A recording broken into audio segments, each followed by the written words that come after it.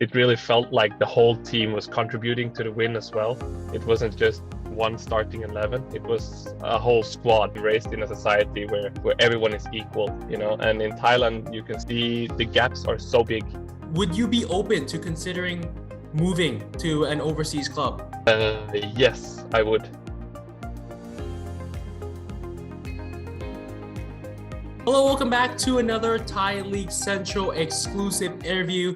Today, the man who will join the show to discuss the Thai national team, Thai League, Port FC, the one and only, some call him the Virgil van Dijk of Thailand, Elias Dolah. Elias, zooming in from Sweden. Hope the weather is not too cold there. How are you doing? Thank you, I'm fine. Glad to be here talking with you. The weather is 7 degrees, so it's not too cold, but I still managed to get a cold. So if you hear my voice a bit cracking, then you know. First questions first. Any updates you can give us on your injury? We know that you went down early in the first leg of the AFF Suzuki Cup final against Indonesia. And since then, you've not returned to the pitch. So what was the injury like? How serious is it? And what's your current status right now? So I got injured in end of December, and I did the surgery. I had a small meniscus surgery in the beginning of January. So 4 weeks has gone since the surgery, and I'm recovering well. The progress is like day by day getting better. So that's kind of nice with this kind of injury, because you can actually feel the difference from day to day. So that's good. It's nice to have like a recovery process where you can actually feel the difference. It usually takes so long time that you don't feel difference from day to day, but now I do, so it's good. I'm glad that you're recovering well and hope that your return to Thailand goes good as well.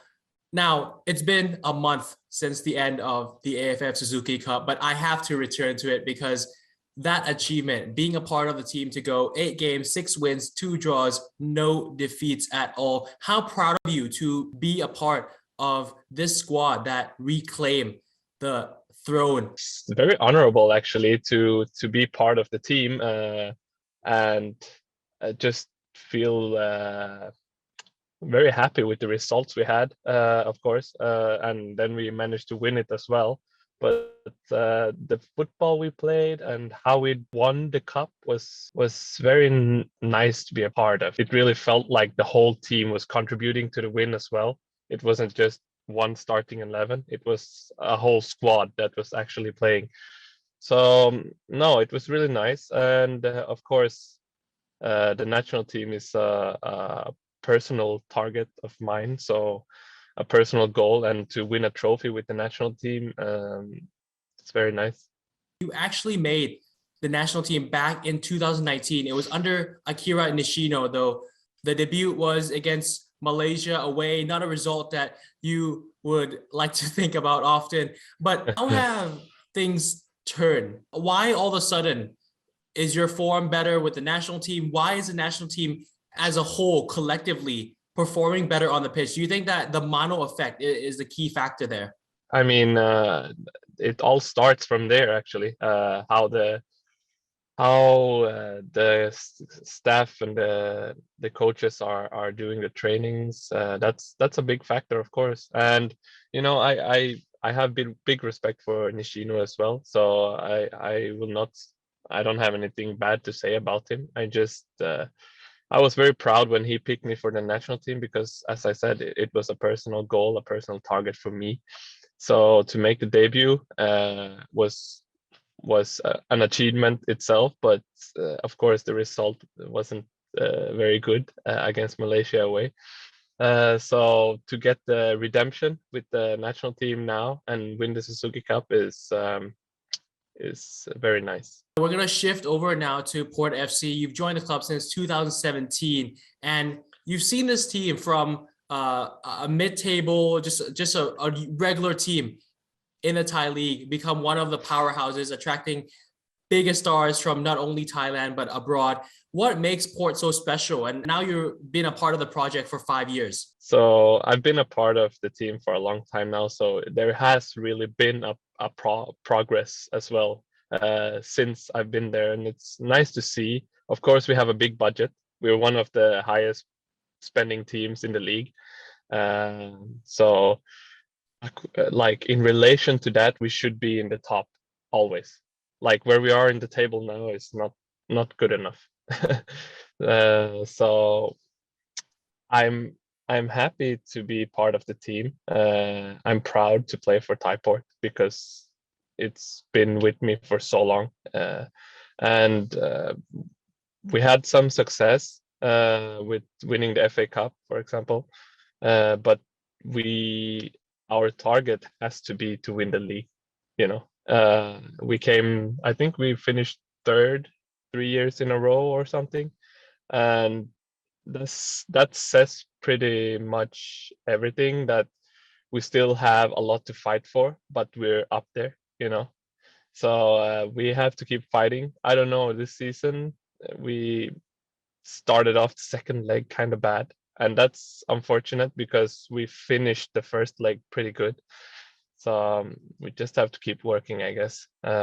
Try to build something stronger and more solid, so we don't have the form dips that we've had. There's a lot of people talking about you being a potential candidate of moving abroad. Now, I talked to your agent earlier last week, and FPS are open. If there's a player good enough, of course, they're going to help out and be a part of the transfer. But for you, though, if an offer does come in, let's say a club from Asia or ASEAN reaches out, say, Elias, we want you to be a part of our team. You've been at Port for a while now. Would you be open to considering moving to an overseas club? Yes, I would. Like, that's the short answer. The long answer is that there has been clubs interested in me also. Like, I've had it on paper concrete, loan offers, for example, but my club didn't let me go, even though the loan offer was pretty high and the loaning fee was also pretty high. But yeah, both J League clubs and K League clubs have been interested, and I didn't get the chance to go, which is like, I respect the club in that sense. They own me. I have a contract with them, so for me it was like, okay, that's unfortunate. Let's move on. Let's keep doing what we're doing, and hopefully the chance will come eventually. I hope that chance does come.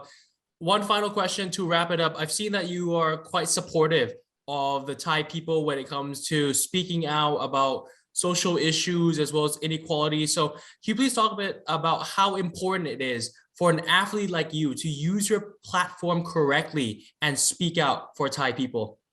I guess that's the Swedish side of me. That like I come from a society, and I'm raised in a society where everyone is equal, you know. And in Thailand, you can see the gaps are so big, like they're so big. In Sweden, of course, we always have big gaps. You also have big gaps, but in Thailand, the society gaps are so big. Poor people or the people with less opportunities is very vulnerable. So I've tried to use my platform, the small platform that I have, but maybe it's not so small anymore. Like, it's growing, and I'm happy if it's growing so I can use it for good purposes. And for example, I had some donation for my birthday where I shaved my head, and we raised some money and donated it, and I love that stuff. Like, for me, giving gives me more pleasure than getting, you know.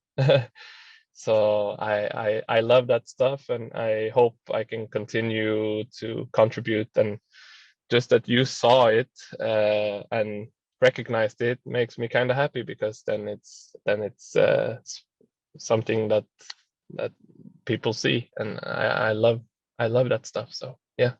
It's a fantastic story, and I really appreciate you helping out and being a voice for Thai people who are in need of their situation being heard. So awesome stuff there. Anyways, Elias, thank you so much for sparing time to talk with Thai League Central here today. All the best. I hope to see you back in Thailand. สวัสดีครับ สวัสดีครับ